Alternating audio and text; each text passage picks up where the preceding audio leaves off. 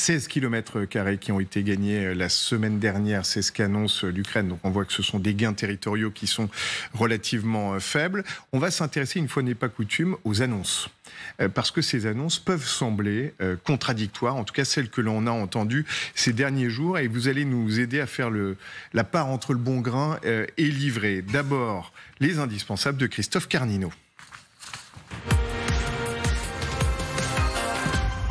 Bonsoir Christophe. Bonsoir Emmanuel, bonsoir à tous. Alors, c'est difficile, et ça, nos téléspectateurs le savent, d'y voir clair dans cette contre-offensive. Est-ce qu'elle patine? Est-ce qu'elle avance? La dernière information, c'est Oleksiy Reznikov qui l'annonce, et il donne même une date à la fin de la guerre. Oui, le ministre de la Défense de l'Ukraine qui répondait à cette question d'un journaliste de la chaîne américaine CNN. La guerre sera-t-elle gagnée d'ici l'été prochain? Réponse claire, la guerre sera terminée avant la fin de l'été prochain. Et pourtant, il y a moins d'une semaine, le chef d'état-major des armées des États-Unis, Mark Milley, expliquait quant à lui que la guerre était loin d'être terminée. On l'écoute. I think there's a lot of fighting left to go, and I'll stay with what we said before. This is going to be long, it's going to be hard, it's going to be bloody, and at the end of the day, we'll see where the Ukrainians end up vis-à-vis the Russians. Voilà, alors évidemment, ce sont des choses complètement différentes. Voyons l'analyse des faits. Que nous disent ces faits sur les différents fronts? Alors tout d'abord, le très sérieux Institut pour l'étude de la guerre explique dans son dernier bilan que les forces ukrainiennes ont poursuivi leurs opérations de contre-offensive sur au moins 3 secteurs de la ligne de front et ont avancé le 23 juillet.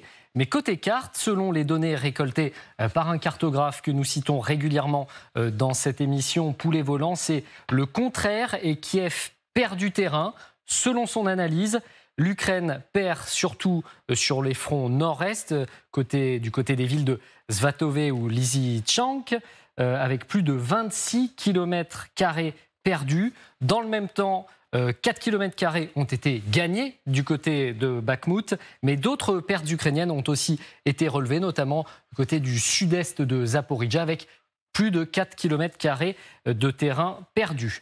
Le Wall Street Journal a la même analyse, il abonde. L'Ukraine est à la peine dans cet article. Il explique que le manque d'entraînement et d'armement risque de faire patiner la contre-offensive, ou en tout cas de l'emmener dans une impasse. L'Ukraine manque donc d'armes. Pourtant, les États-Unis viennent de fournir, contre toute attente, des armes à sous-munitions au régime de Kiev.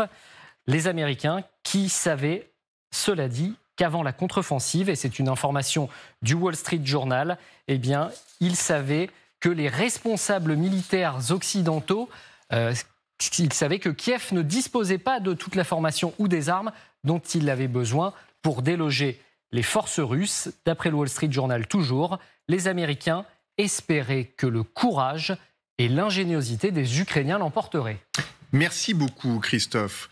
Rapide tour de table, parce qu'on le voit bien, les annonces sont extrêmement contradictoires.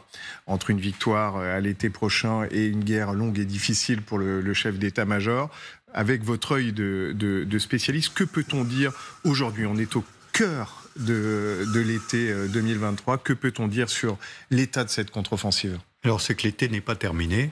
Je rappelle qu'il y a jusqu'au mois d'octobre à peu près pour que l'offensive ukrainienne marque ses effets. Je trouve que les commentaires du Wall Street Journal, la dernière phrase est terrible.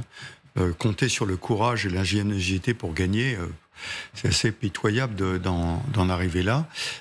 En revanche, si vous voulez que les Américains disent qu'il fallait plus d'armes, plus d'entraînement, les Américains, il en faut toujours plus. Si vous voulez, ils ne se déplacent pas s'ils ne mettent pas 400 000 hommes sur le terrain avec un matériel extraordinaire. Ils savent faire que ça. Les Ukrainiens, malheureusement, n'ont pas cette chance et font avec ce qu'ils ont. Ça, c'est la première chose. Ensuite, sur les 3 axes, c'est vrai qu'on est complètement dans le brouillard de la guerre. Ça progresse à Bakhmout, un petit peu à Zaporijjia, Donetsk, je ne sais pas trop. Et surtout, ce qu'on attend, c'est la fameuse offensive russe qui est au nord. On la voit, celle qui progresse le plus au nord. Et là, il y a, à mon avis, un jeu, enfin c'est un jeu, c'est terrible en parlant de la guerre de parler de jeu, mais entre les Ukrainiens et les Russes. Les Russes attaquent au nord. Pourquoi? Pour que les Ukrainiens engagent leurs réserves. Les réserves ukrainiennes, rappelons-le, n'ont pas été engagées pour l'instant. Donc ça veut dire et que elles sont très nombreuses. Voilà, et elles sont nombreuses. Donc ça veut dire que si les Ukrainiens tombent dans le piège ou ne peuvent pas faire autrement, parce que l'offensive russe va trop vite, ils engagent leurs réserves là, ça veut dire que d'une certaine façon, la contre-offensive ukrainienne a échoué, parce qu'ils sont obligés de maintenir une ligne. Si, au contraire, ça avance plus vite qu'on ne pense dans la région de Bakhmout, par exemple, et que la réserve ukrainienne est engagée là, ça peut provoquer la percée et déséquilibrer au passage l'offensive russe qui est au nord et qui se verrait contournée. Donc, on en est là aujourd'hui. On ne peut faire que ces commentaires parce qu'on n'a pas beaucoup d'informations, en fait. Et on le voit bien.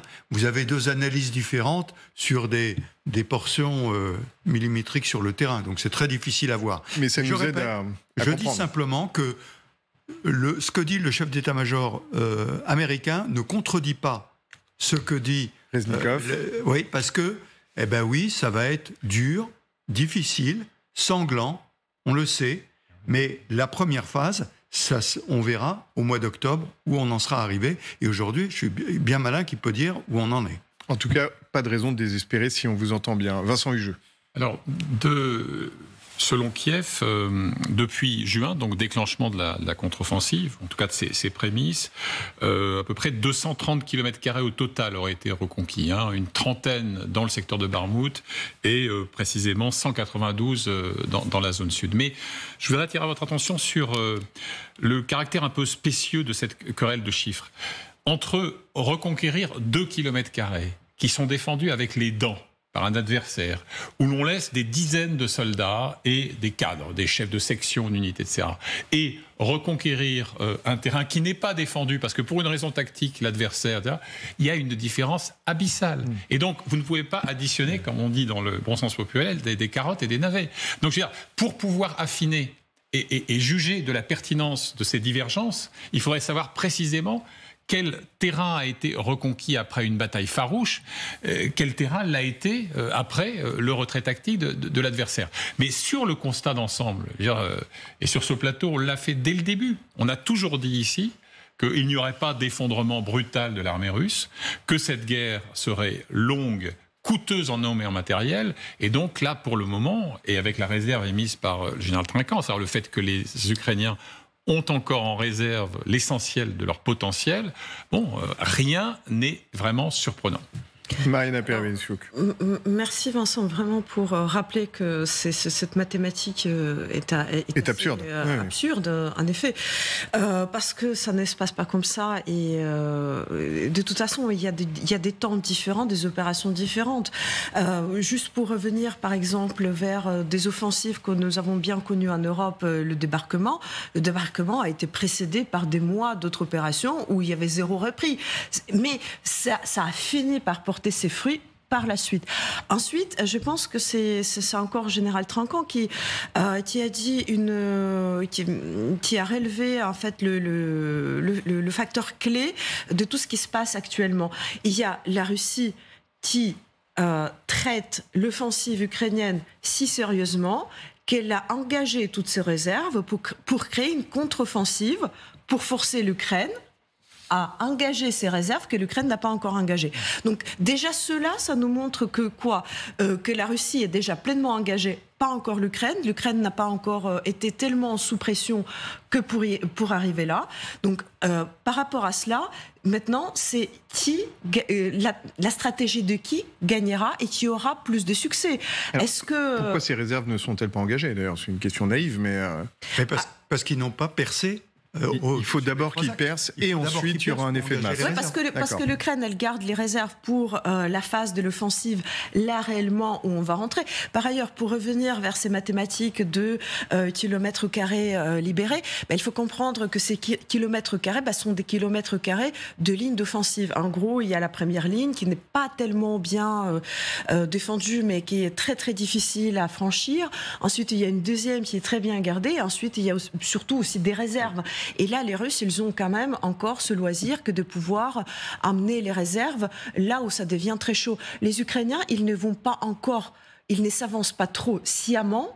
Pourquoi? Pour créer des poches là où ils ont fait des brèches dans les premières lignes, pour pouvoir créer des poches suffisamment grandes là où les réserves pourront s'engouffrer et créer une vraie pression de l'offensive un peu plus, on va dire, traditionnelle, celle que les experts militaires nous avons expliquée ici longuement depuis 2 semaines et des mois. Alors, Guéric Poncet, pour conclure sur cette question de la contre-offensive. Finalement, le vrai chiffre qu'il faudrait avoir, c'est le taux d'attrition, c'est-à-dire les pertes, puisque finalement, les kilomètres carrés, effectivement, une poignée de kilomètres carrés, ça ne veut rien dire, mais les pertes russes ou ukrainiennes seraient des chiffres extrêmement intéressants à avoir, mais évidemment, on n'en dispose pas.